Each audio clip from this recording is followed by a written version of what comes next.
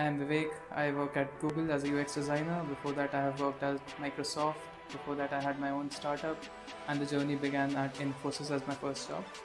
I wanted to be an artist. Like I was the kid with crayons and papers, and I used to always be drawing something or the other. तो मुझे artist बनना था but parents का question था कि इससे कमाओगे कैसे मतलब you need a stable job you need to find something else but I was so damn confident कि मेरा तो एन में ही होना है I was even looking for second third और fourth colleges in the list तो एन के लिए अपियर हुआ और इंस्टेंटली रिजेक्ट हो गया I couldn't even make it to the portfolio round. So HTML was the first thing which I learned, and then I called myself on LinkedIn a developer because I learned HTML, and I was pretty sure that I'm gonna make the next Facebook and take over Mark Zuckerberg. All of the dreams right from learning HTML from W3 school. UX designer. I had the title of a lead UX designer, but I was the imposter running around in the office, always scared that somebody will catch me that I am not a UX designer. They'll ask me questions and I'll have no answers because I am an industrial designer. I'm barely an industrial designer. I don't know what UX is. 5 years of job. Please don't be surprised if I choose something else tomorrow and I say I'm not a UX designer anymore. You worked in Infosys and then you joined Microsoft. What's the difference of culture in both the companies? Oh God. Yeah, so many memes scrolling through my mind right now. Mr. Murthy saying something. Get with it, but not free. Yeah, like we will have to put a lot of beeps here. भाई ये तो controversial कह दिया भाई ये तो ज़्यादा होगा कल चैनल बंद हो जाएगा ये आ क्या बात है. Coming to the next, why you switched to Google? I mean, it was just about a better pay scale, better lifestyle, or there was some different reason? Okay. I mean, Microsoft was not good enough, or Google is best. दो company से एक साथ blacklist होना चाहता हूँ मैं. The best ones, that too. अभी नहीं अभी फंडिंग नहीं आई है.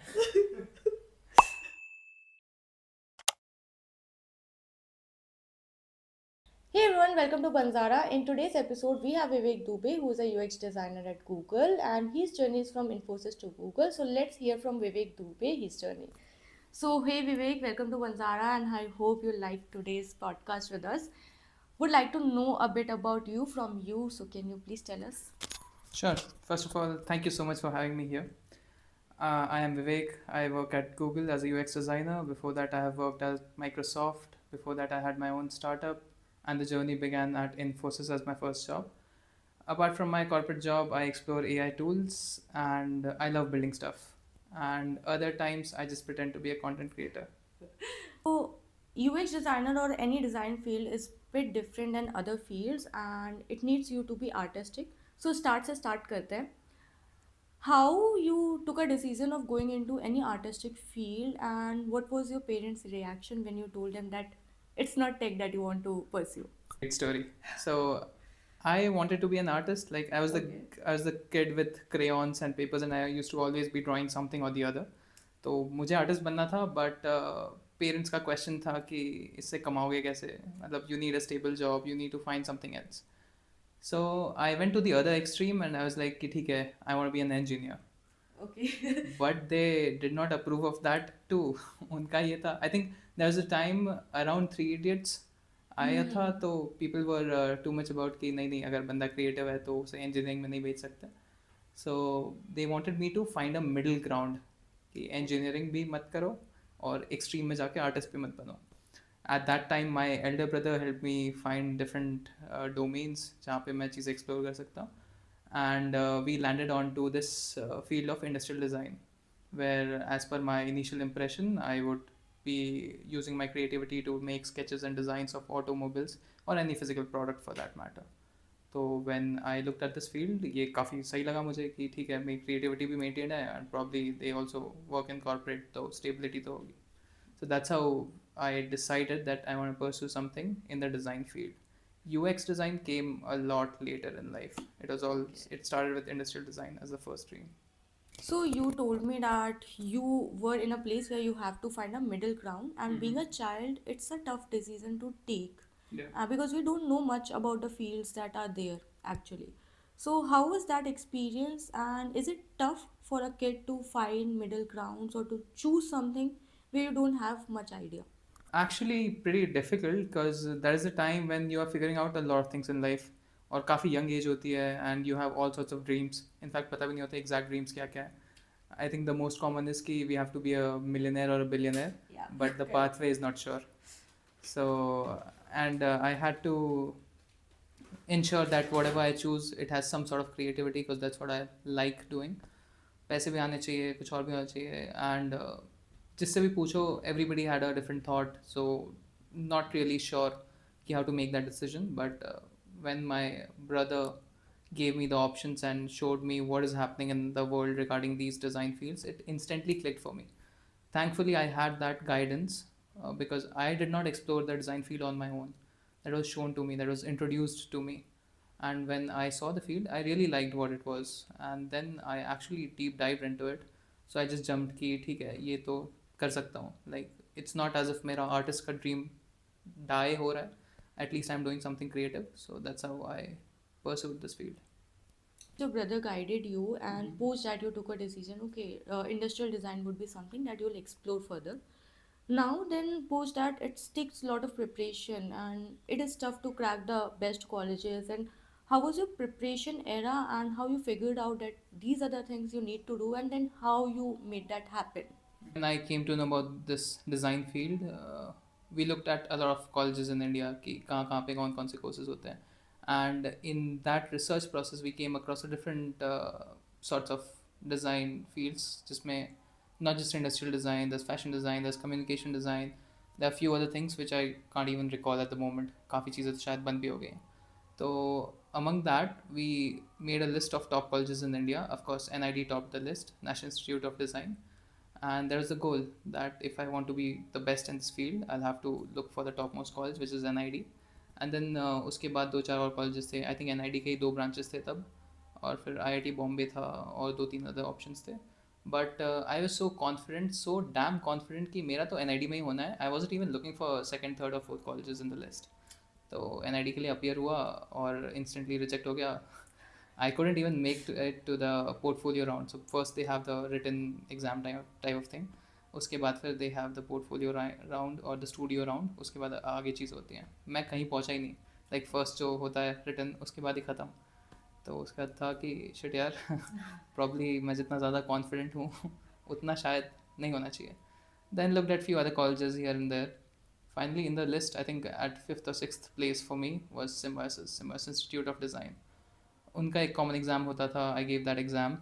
आई cleared that exam but got wait listed. I gave both the rounds. I think the first written round and then the studio test, which I cleared, interview, personal interaction, and then I got waitlisted. My waitlist number was 47. So I'm thankful to those 46 people who chose not to go into SID so that I got the admission. And when I got into SID, it was kind of a like a dream coming true because it was a prestigious college. Symbiosis was a good brand, and apart from the career, I was pretty happy about the party life or the perception that we have about Symbiosis. So it was pretty nice, and that's how I landed in Symbiosis, struggling through all the possible options there. Would occur to you that, okay, I don't want to give up on this college NID, and I want to re-prepare and give the exam again? Like, a lot of people in India give exams for years and keep on failing and failing just because they want to crack that specific thing. And how good and bad is it? And was it a good decision for you to giving up on NID and choosing something else in your life? Like any other good student, I did not give up in the first attempt. Even though I joined Symbiosis, I was still preparing for NID, IIT Bombay. IIT Bombay had the UCD exam for bachelor's. I was preparing for it, not just me, few of my other friends were also preparing, and the game plan was that this time, because we are in the college, we'll learn more and we'll be better prepared, we'll give the exam, we'll clear it, and then all of us will go to NID. Pretty unrealistic, but that was the thought process. And I appeared for NID again in my first year of Symbiosis. Again, I did not even clear the entrance exam, the written one. I couldn't even reach to the portfolio round or the studio test. Similar case with UCD, I did not clear the cutoff. And I think NID Vijayawada had just opened up and they had a separate entrance exam for that too. So I was thankful that now I have third option. But that exam also I did not clear. So I did not clear any of those. And I started accumulating a lot of screenshots कि hey we regret to inform you ये वो. I was pretty damn sure कि ठीक है जब biography बनेगी मेरी तो ये सारी चीज़ें काम आएंगी. So I might have a folder somewhere in my PC जिसमें वो सारे screenshots है कि Vivek was not selected in NID, IIT Bombay ये वो. So that I can show it to other folks कि भाई ये matter नहीं करता.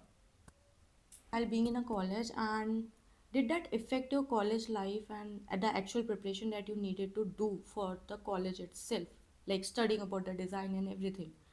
Was it affecting it, and did you ever regret for preparing for so long and not cracking through the colleges that you dreamed of, or you think that it's always worth giving a shot at least to your dreams?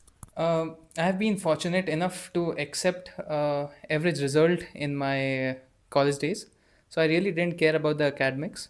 I was like pretty okay being the decent student who can barely pass the exams or just get enough to get grace marks or things like that. I could see other people struggling a lot, putting in a lot more time and effort into things, but I wasn't into it that much. So I had a lot of free time at my hands because I knew that if I do this much, if this is the bare minimum threshold, I can pass and go on for the next semester or the next year, and I don't want to put any more effort than that. And after I had failed in all the entrance exams the second time when I was already in symbiosis, I had started looking for other things, and this is the time when I had started coding. I looked at a lot of YouTube videos, I watched many videos and learned a lot of stuff and started coding. HTML was the first thing which I learned, and then I called myself on LinkedIn a developer because I learned HTML, and I was pretty sure that I'm gonna make the next Facebook and take over Mark Zuckerberg. All of the dreams right from learning HTML from W3 school. But eventually, I actually talked to a few developers, and then they cursed me because I am the HTML developer, and they look down upon the HTML developer because there's no such thing. Uh, but yeah, eventually I learned Python, PHP, JavaScript, and few other things here and there, and that's where most of my time used to go into. I I did not actually care about my academics and the assignments that they were teaching. In fact, I felt most of the assignments were pretty useless, and that's a controversial thing to say. But looking back, few of them assignments make sense because they were trying to develop some sort of sense as a designer. But still, I'm still thinking about some of the assignments why we did that. I have no clue. Yeah, happens. Yeah. Okay, enough about the colleges. Like you told me that you were into design fields, and you said that there are a lot of fields in the design itself, and yeah, that is true. But a lot of students, a lot of people are not aware. Like you were not aware when you started with that. So, how different kind of fields are there, and how to choose a field for yourself? Even after getting into college, you feel lost because colleges are not that much helpful. So, how you chose a field for yourself, and how other people among you, among your friends, and they chose a field for themselves? That's a pretty good question. And I think the window is pretty short. Like the moment you join the design college, any design college, first year is the foundational year where everybody is together learning the same thing, trying out the same thing. And in that 1 year, you have to explore and settle on a field. You have to commit to it, and then that will become like the stamp on your degree that you did your Yeah. bachelor's into this field. And that's in that window, I think most of the people are still very confused. They're not able to find what they would want to pursue further. In fact, in that 1 year I had learned a bit about UX design, few other design fields here and there, but I was still not sure if I want to pursue UX design. And that clarity came pretty late. I'll say that clarity came in the fourth year when we saw that the placements for UX design is much better than the industrial design. So money was a driving factor for sure. Definitely. Yeah, but from the passion wise, I was a bit confused here and there. I was inclined towards UX design from the beginning when I had started coding because a lot of questions of if I'm building stuff like websites or apps, how do I make the experiences better, or how should the websites and apps look like? All of these questions would only be answered in the field of UX design. So I was inclined for sure. I was just not sure how would I be treated in that field because I don't have a degree there. I'm pursuing industrial design, and is it already too late to move to that field? But all the questions were answered when I actually appeared for the UX design placements with a portfolio that only had industrial design stuff.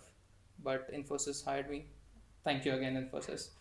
I got hired as a lead UX designer there, and then I learned most of these things while working on the job. So I was pretty clueless about the most basic things, requirements, or common sense things in UX design. But when I started working at Infosys, they gave us a month of training, a boot camp of some sort.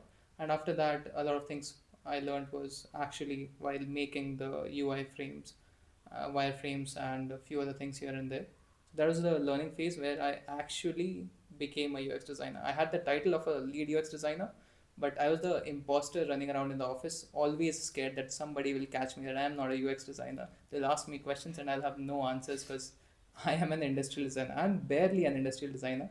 I don't know what UX is. So I had that scary factor all the time, and because of that factor, I used to spend more time compared to others learning what UX design is, practicing it more, and trying to take on more projects and make things more because that's how you learn more. And by the end of my tenure at Infosys, I think I got pretty good at it. I, in fact, started leading design projects, and kind of I was assigned as a mentor to a few of the other colleagues, junior colleagues. So I'll say that's how I learned things. And about the figuring out part, like which design field, I'm not sure how to answer that. Like people are still figuring out even after working for 3, 4, 5 years of job. Please don't be surprised if I choose something else tomorrow and I say I'm not a UX designer anymore. So it just keeps going, like depending Right. on a lot of factors. So, and when you joined Infosys, you barely knew things. So, did Infosys help you build that confidence in you that, okay, now I'm good enough to beat the shit out the Yeah. world and become a entrepreneur and everything? Yeah. So a bit of context before that.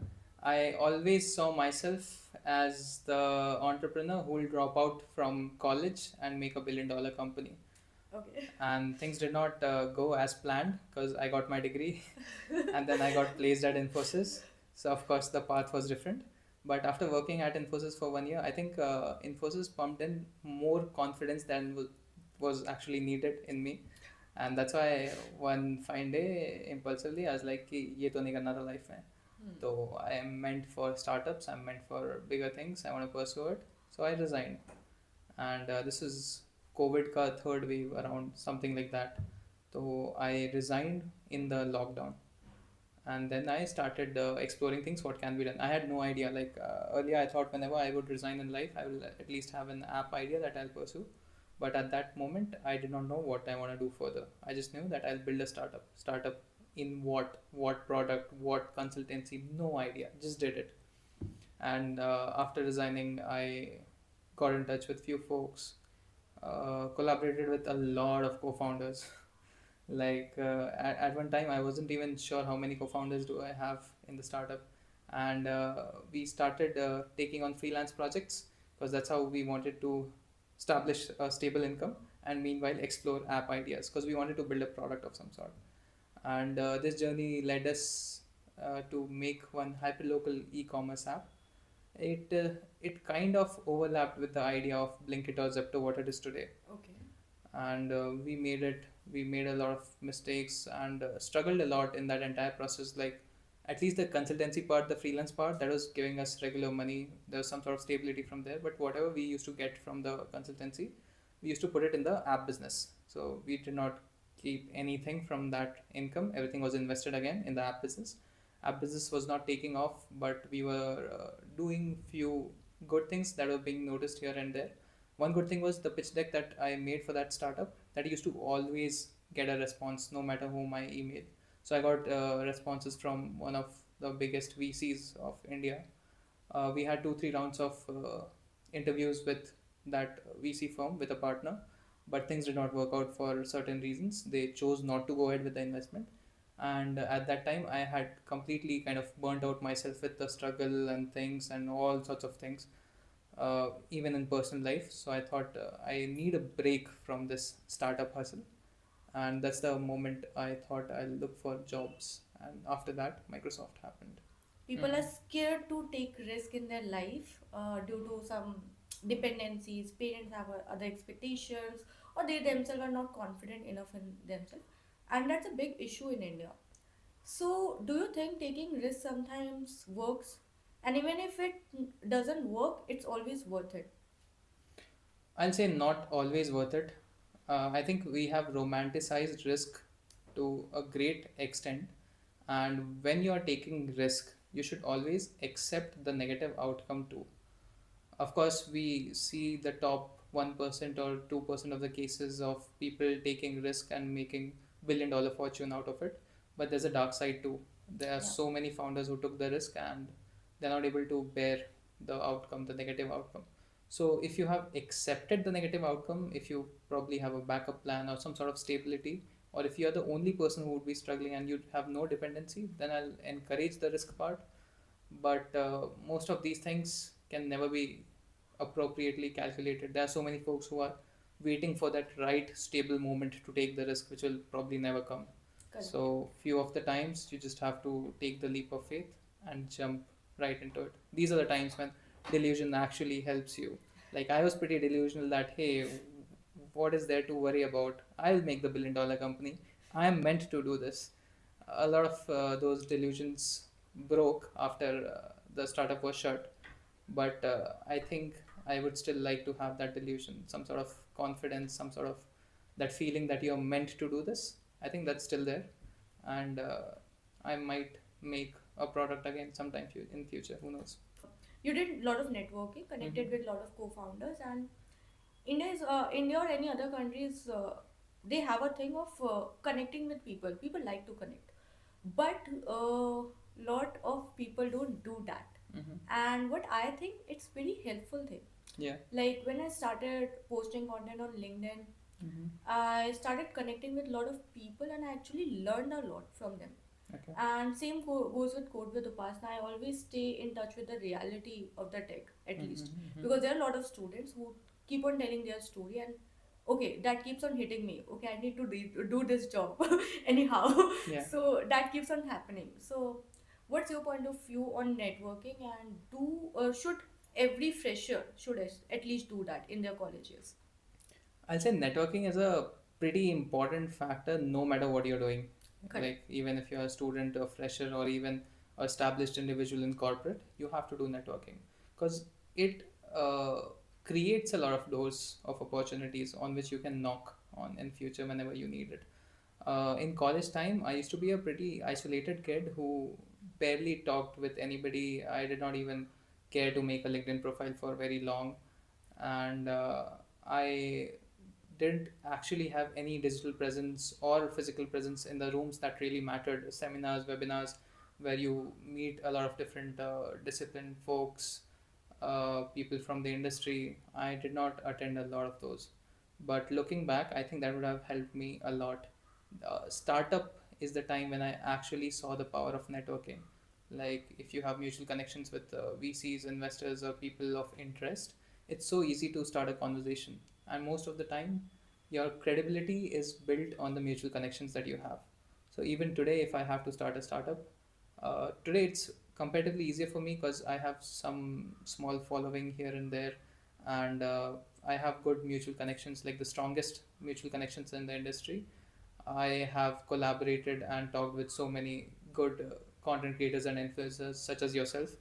And now, all your contact, I'll have a mutual contact that, hey, I know Pasna. You also know Pasna. We can talk about this. So, people will have some sort of familiarity, that frankfulness, and they will be pretty cooperative. I might get the replies pretty sooner. Yeah. So, it really helps to network no matter what you are doing in life. Networking changed a lot of things in me. Mhm. So I do personally think that networking is one of the great thing that everyone should do, as you said. Now coming back to your office life, your startups life. Mhm. So after the startup, you joined Microsoft. Yeah. And how you got into Microsoft, and what was the one thing that you think that Microsoft chose you over others? Yeah, when I had given up on the startup and I was looking for jobs, I had applied to a lot of places and I was getting rejected for the jobs with salaries of 8 LPA, 10 LPA. In Infosys, my salary was 7.5 LPA as a CTC. So here I was aiming for at least 8 to 10 LPA jobs, and I was getting rejected left, right, center from everywhere. Okay. Uh, I because I'm getting rejected with these brands and low salary job profiles, I had no confidence to apply anywhere. But I was like, if I say no to myself, I might block a lot of opportunities. So blindly, wherever I see any opening, I'll just apply. I won't think about it. And that's how I saw an opening in Microsoft team on LinkedIn. I reached out to the hiring manager. I told her that I see that there's this opening in your team. This is my portfolio. It has my projects. I have been doing my own startup recently. If you see that if you feel that my skills fit this profile, I would love to do an interview. I got an interview in a week. And funny part, at that time, I had also applied to Microsoft through their portal. Okay. I worked at Microsoft, I resigned from Microsoft, and that application was still under review through the portal. So always go for referral, LinkedIn DMs, or something else. Portal's not so sure. Yeah, so that's how I got the interview. I had 5 to 6 rounds of interviews. Usually, I think there's this process of 4 rounds of interviews, and if you clear all the 4 rounds, you get the cleared and offer letter. But if you mess up in 1 or 2 rounds, then you get the fifth round. If you mess up in the fifth round, then you get the sixth round. Okay. So something like that. I think I went through 6 rounds of interviews. One interesting part of this application process was portfolios. People put portfolio on a pedestal that it's the most complicated and complex thing, and you have to showcase all of your abilities in that. Especially the designers do it, and that's why when they are searching for that perfect version of their portfolio, they don't actually complete their portfolio ever, and they don't apply. When I applied for Microsoft, I only had 7 slides in my portfolio, and I had only talked about my startup journey, what I built, how the stats and the metrics helped me take design decisions and everything, and that really stood out. If I have to point one thing out that made me stand out from the crowd, for which Microsoft must have chosen me, is the fact that I had created a product from scratch. And even though most of the aesthetic or design part might come under the subjective part, that you might like it, I might not like it, the color preferences might be different. But when there's stats and data driven decisions in your design, then you become one of those product designers who can actually make an impact. And that's what the top product companies are looking for: designers who understand metrics, who can make data driven decisions, and can make actual products and understand how the market will respond to those products. And that's what stood out in my portfolio. Okay. Pretty great thing. You worked in Infosys and then you joined Microsoft. What's the difference of culture in both the companies is? Oh God. Yeah, so many memes scrolling through my mind right now. Mr. Murthy saying something. Same. Getting it but not speaking it. Yeah, like we will have to put a lot of beeps here. डाल देंगे यार कि भाई ये तो controversial कह दिया भाई, ये तो ज्यादा हो गया, कल चैनल बंद हो जाएगा, ये आ क्या बात है. पोस्ट ने परोल डाल दी Yeah, there's a stark difference between the culture of two companies, and the relying factor, like the background factor between that could be a lot of different things. One of them would be, one is a consulting firm, the other is a product company. Uh, One has a different culture coming from being an American company, and then the other is an Indian company, and they target different segments of the market. And work-wise, it's completely different, and culture-wise, there are memes that I won't be saying, but I think the audience knows.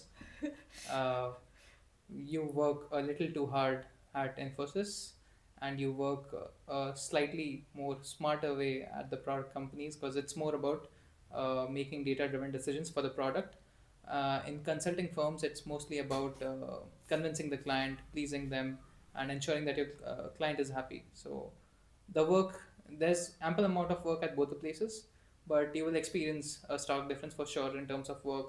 Then the employee benefits, perks, and offices, it's all over Instagram. Everybody has seen the reel. uh, Correct. Microsoft and Google kind of spoils their employees with all the benefits that they can give. You have amazing food, so many perks, vacations, and things, which after a point you start questioning, do I really deserve this? Have I worked enough to get all of this? So yeah, that is the stark difference which anybody will face. It's like a very impactful difference. What just happened in my life? Seeing the vast difference in two companies, and this brings me to the question about work-life balance. Mm-hmm. A lot of people are into the picture that freshers or the people who are in their 20s doesn't need a work-life balance. I see a lot of posts where people are saying, you are in your 20s, what kind of work-life balance you need? I'm like, I need my kind of work-life balance. Yeah. So what's your perspective? Are Indian companies thinking that we don't need a work-life balance, whereas a foreign culture says it differently? Mm. So it's a pretty controversial question, and I'm trying to be as careful as possible. I don't want to be cancelled before I reach 100K followers.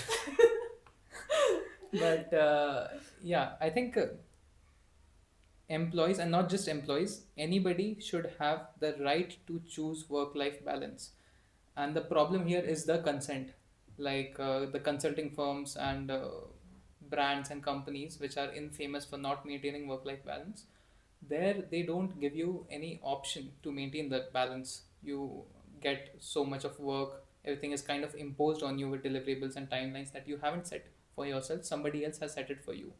Like I am all pro on not maintaining a work life balance if you choose to. Like if I'm Mm-hmm. passionate about something, there have been moments in colleges or when you're building something of your own, a product, or even in the journey of content creation, I have seen people happily working for 14, 16 hours, but they chose to do this. Correct. Nothing was imposed on them.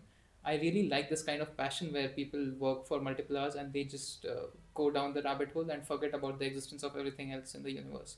I love those moments. But working on something else for somebody else because somebody else gave me the task with a deliverable and everything was imposed on me, I'm not a fan of that. So if people choose to spend a life of work-life balance where they are working for 5 hours, 6 hours, or 8 hours, and then spending rest of their time working on the things that they like, spending time with their family, having going for vacations or anything, I would really admire that because that's the choice that they have. And with few of the Indian companies, the problem is this choice. They are not giving the choice to their employees. But in mostly in the product companies, the man companies, this choice seems pretty prominent, and people are too protective of this choice. If people see that their space is being invaded, they are not getting work-life balance. Everybody calls it out, and I think a resolution is always looked for. And most of the time, people are pretty happy with how things are going on in the product companies. Yeah, correct. Okay, with work life balance comes a picture that you said in Infosys the pay scale was lesser than Yeah, in Microsoft. And it's not about the experience. Even if you gained experience, I'm damn sure that Infosys would have paid less only. yeah. And that for the most of the companies, service based companies especially. So, do you think the pay scale isn't justifying the work people are doing these days in a lot of companies? Not all the companies, but a lot of companies. I'll say I'm still trying to comprehend how this pay scale works, and not just across different companies. Even if I look at one specific company, I see people coming with same years of experience and oftentimes with more years of experience and probably more skilled, but they are getting paid less than the other person who probably doesn't have that much experience or is not that skilled. So it's pretty random. As a general thumb of rule, you can see a pattern on different websites like Glassdoor or other places that few companies have a perception that they will probably pay more, and there's a stark difference. Like my salary at Infosys and Microsoft, the product companies are giving way more than the consulting companies. That's the truth. But even inside the product companies, if salaries of different people at the same level is seen, it's different. Like there's no one template that fits all. Most of the times it's about how well you have negotiated with your hiring manager, your recruiter, or your HR, and the best deal that you got. I have been told that eventually all these product companies try to bring you at the same level with the increment cycle. Like if you Correct. already had very higher salary, you'll get slightly less increment. If somebody was underpaid, they'll get more increment, and probably in a year or two, you'll everybody would be more or less on the same scale. But I don't know how that works. Like I have still seen such a stark difference in different salaries of same level in the same company. So I don't know where this is going. But yeah, as a general perception, product companies are paying way more than the Indian consulting firms. Coming to the next, why you switched to Google? I mean, it was just about a better pay scale, better lifestyle, or there was some different reason? Okay. I mean, Microsoft was not good enough, or Google is best. uh, दो company से एक साथ blacklist होना चाहता हूँ मैं The नहीं best ones, that too. अभी नहीं, अभी अभी फंडिंग नहीं आई है. Damn. Both of these companies, Microsoft and Google, they are more or less the same. Or when I was working at Microsoft, I was working in Bing and Copilot team. So I used to really like the work that we are doing. तो ऐसा कुछ specific था नहीं. I knew that corporate से I want to shift to something where I would like to build my own product, but things were not clear. इसी के बीच में Google recruiter reached out to me on LinkedIn, told me about a positioning, कि एक UX designer का position है and your profile fits it. So do you want to interview? I said yes. At least let's do the interviews. So I did the interview. It was a position in Google Cloud, and I cracked the interview. And I really liked what Google Cloud was doing. It was something new in terms of what I have been doing. इससे पहले was mostly in the consumer space, because Bing is consumer facing. Google Cloud में it's mostly around B2B enterprise design, और उसमें काफ़ी technical चीज़ें हैं which I want to learn further. तो काफ़ी चीज़ें हैं, like I have a very basic technical background because of the things I explore in coding, but actual systems कैसे deploy होते हैं, कैसे maintain होते हैं at Uber level, proper जितने established companies और startups हैं, वो सारी चीज़ें Google Cloud कैसे use कर रहे हैं. So I think that would be really helpful and informative for me to know. So I saw that as a right moment for my growth, and that's why I opted for Google. And of course, when you jump to companies, you get a good pay scale. So Google Yeah. में तो मजा तो आ रहा है भाई. Google provides everything. Yeah. Can you give an average idea uh, on an average a UI a UX designer can earn? Mhm. Like not everyone is too good, or not everyone is able to crack through Google. Yeah. So from in an average, what a person can earn, and what has been your growth over the years? So basically इस question को मैं 2 या 3 बार podcast में answer कर चुका हूँ, और जब मैं कोई लो फिगर कहता हूँ तो कोई आके कमेंट करता है कि कुछ भी यूएक्स डिज़ाइन को you are under playing, UX designers earn so much more in India. अगली बार मैं हायर फिगर देता हूँ नेक्स्ट पॉडकास्ट में, फिर कोई भी आता है कि कौन कमा रहा है इतना, मुझे बताओ कौन कमा रहा है, हम तो नहीं कमा रहे हैं. तो I think Glassdoor is the best place to look at it. But as freshers, I think the average that I have seen so far, uh, freshers are usually not directly hired in the product companies in terms of designers.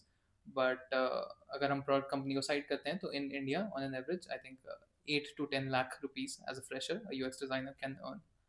और अगर आप 2-3 years of experience पे आते हो तो the figure can go above 25. Okay. That's the figure. Do you feel settled now, or still a part of you says that I'll do something different now? Uh, Google is I think the pinnacle of the corporate dream, कि अगर corporate में कुछ करना है तो यार Google पहुंचेंगे. Google की life work life balance जो भी perks हैं सब कुछ है, जो prestige आता है Google tag के साथ सब कुछ मिला है. But personally I don't feel settled yet. I feel that is just one of the steps in the learning process. Ultimately I want to build a product of my own. That is the dream, जिससे मैं deviate नहीं हुआ हूँ. These all I consider as my side quest. Main character का main quest अभी बाकी है. Okay. And I think many Googlers I have seen them कि सिर्फ कॉर्पोरेट जॉब से उनका इनफ नहीं होता है. मतलब दे वांट साइड हसल. कुछ लोग काफ़ी ज़्यादा कंटेंट क्रिएशन में होते हैं, कुछ अपने लर्निंग मैनेजमेंट सिस्टम टाइप कुछ हसल कर रहे हैं साइड में, कुछ कंटेंट अलग क्रिएट कर रहे हैं, कुछ पढ़ा रहे हैं, कुछ ना कोई करता रहता है. So that's I think a very common culture at Google कि काफ़ी ब्रिलियंट माइंड्स हैं और सारे एक्टिव हैं, कुछ ना कुछ कहीं ना कहीं कर ही रहे हैं. But yeah I think it's a stepping stone जहाँ पर मुझे सबसे ज़्यादा सीखने मिलने वाला है. But in future I might want to make my own product. Are nowadays startups taking false funding, and is that is also happening in India? Uh, of course, there's a pattern, but I think current pattern उतना ज़्यादा वैसा नहीं है. Earlier, there was a bubble of startup जिसमें if you just talk about few keywords, put it in your pitch deck, you will sure short get funding. और base कुछ है नहीं उस स्टार्टअप का. टेक उतना रेडी नहीं है, आइडिया भी उतना नॉवेल्टी वाला नहीं है, but people use to still get funded. तो स्टार्टअप बबल था एक टाइम पे. आई डोंट थिंक अभी उतना है. अभी people are way more grounded. And I think India में वीसीज का एपेटाइट फॉर सीड फंडिंग, जो सबसे स्टार्टिंग वाला फंडिंग राउंड होता है फॉर एनी स्टार्टअप, उसका एपेटाइट बढ़ रहा है. So it's a good thing. और ऑफ कोर्स बीच बीच में कभी कभी कुछ चीज़ों का वेव आता है जिसमें if you serve that wave it's easier for you to get funded. For example अभी एआई वेव जो काफ़ी ज़्यादा चल रहा था.